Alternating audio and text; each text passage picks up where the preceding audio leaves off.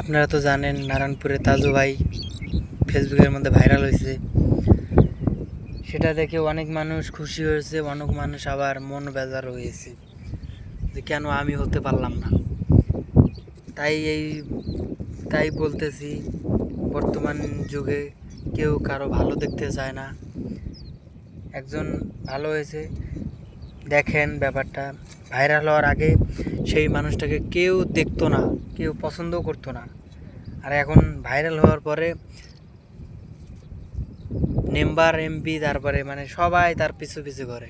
কিসের জন্য? স্বার্থের জন্যে। এতদিন টাকা ছিল না, নাম ছিল না, সেই জন্যে মানুষ পিছু ঘরে নাই। এখন ভাইরাল হয়েছে তো সেই জন্যে মানে কিছুদিন পরে এটা থাকবে না। বর্তমান ভাইরাল হয়েছে ভিউর জন্যে অনেক মানুষ পিছে পিছে ঘুরতেছে, কিন্তু কিছুদিন পরে এটা থাকবে না।